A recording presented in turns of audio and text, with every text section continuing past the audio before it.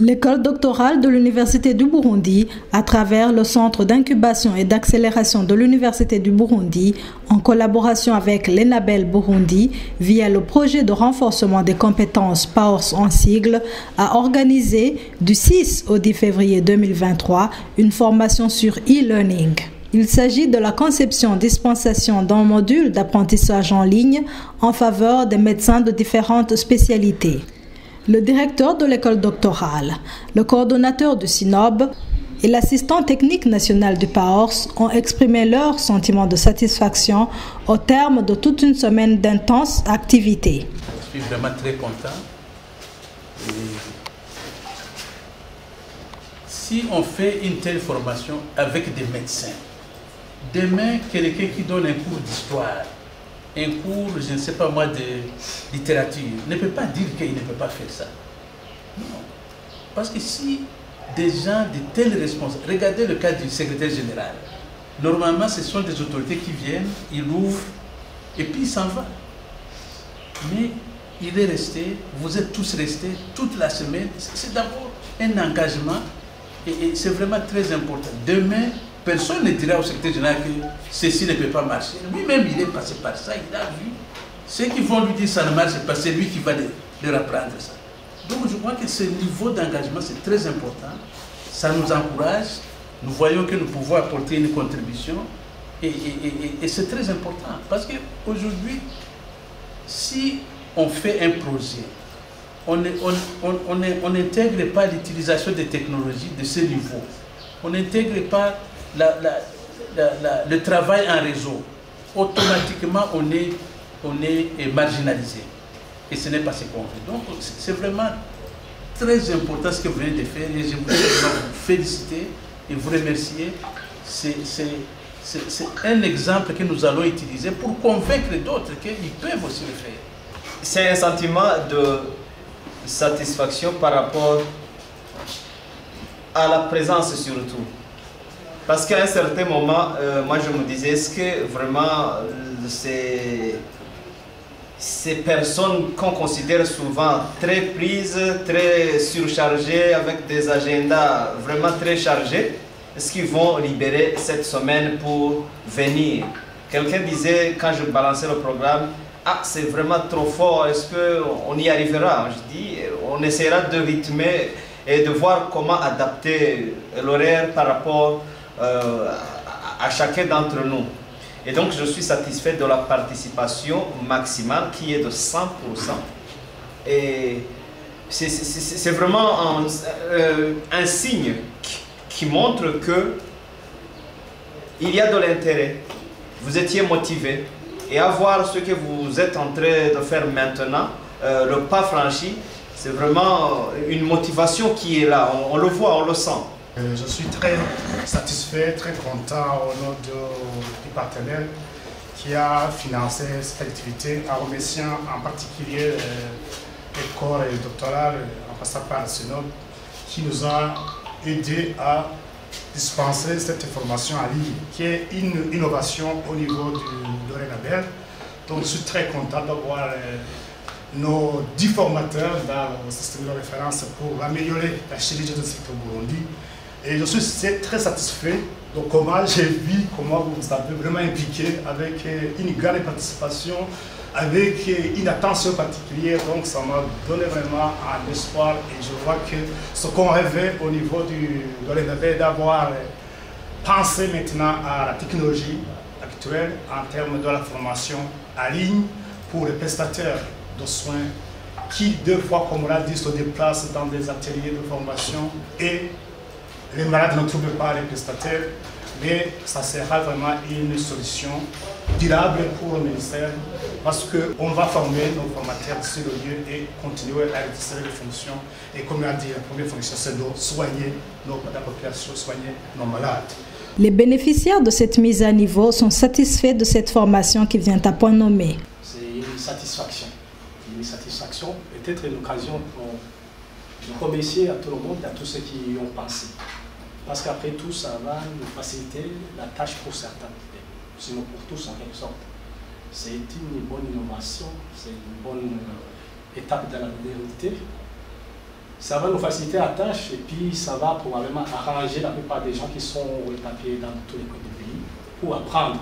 Parce que ce n'est pas toujours évident d'avoir des occasions ou bien de financement pour arriver dans tous les coins du pays, voir tous les prestataires. Donc ce sera une bonne occasion pour divulguer la matière pour que la plupart des gens puissent avoir des notions en rapport avec la médecine. C'est-à-dire que c'est une notion qu'on essaie d'appliquer à la médecine, dans ce qu'on fait, on voit que ça s'applique dans toutes les autres disciplines de la science. Comment mettre en ligne un cours, comment l'animer, la préparation de son cours, c'est ça qui nous a même occupé toute la matinée. Donc c'est vraiment ça, pas de satisfaction. Centré avec la formation en ligne, pour moi je dirais que c'est une formation qui vient à temps. Donc on est content d'avoir appris son outil. Ça nous permettra de gagner du temps. Auparavant, on était obligé d'arrêter à peu près une semaine, arrêter nos programmes, pour porter nos malades, mais c'est un sentiment de satisfaction parce qu'on pourra continuer nos activités tout en continuant à assurer la formation des groupes qui sont en distance. Notre premier sentiment est un sentiment de remerciement, d'abord, à l'endroit des organisateurs de cette formation. Une formation qui nous a été très utile. Certains comme moi, qui sont des enseignants dans des institutions d'enseignement supérieur, avaient hautement besoin de ce module pour pouvoir dispenser leurs enseignements tout en diminuant le présentiel. Et ça permet également pour ceux qui ont d'autres fonctions à pouvoir aussi dispenser les enseignements en restant dans leur bureau. C'est important. Alors, c'est aussi important pour les praticiens sur terrain parce que généralement, dans la façon archaïque, magistrale, comme je dirais, on était obligé de recouper nos activités pour aller à l'encontre du groupe conforme. Et maintenant, non seulement nous gagnons le temps en restant dans nos activités parce que nous programmons des séquences, mais aussi nous pouvons assurer la formation à distance et accompagner les praticiens sur terrain en même temps qu'ils sont en train d'administrer des soins. Et cela permet donc de gérer le temps comme on peut et chacun y trouve son intérêt. Les organisateurs de cette formation ont dressé une liste d'activités en perspective, tandis que les participants et les bénéficiaires n'ont pas manqué de formuler des attentes et des orientations allant dans le sens de rentabiliser leurs prestations. Maintenant, la suite, évidemment, il faut continuer à s'approprier tout ça. Parce que si on fait une fois et puis on laisse, on risque d'oublier comment est-ce qu'on crée une telle, comment est-ce qu'on crée le cours, comment est-ce qu'on crée la bibliothèque. C'est des choses, c'est en pratiquant qu'on arrive à maîtriser tout ça.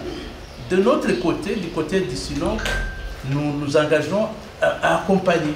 S'il y a une question, nous avons une équipe, on a une équipe ici qui va accompagner, que ce soit en ligne, que ce soit en présentiel, pour nous assurer que vraiment les gens maintenant maîtrisent toute cette technologie et sont en mesure maintenant eux-mêmes de former, parce que c'est la prochaine étape. Maintenant, vous vous appropriez tout ça.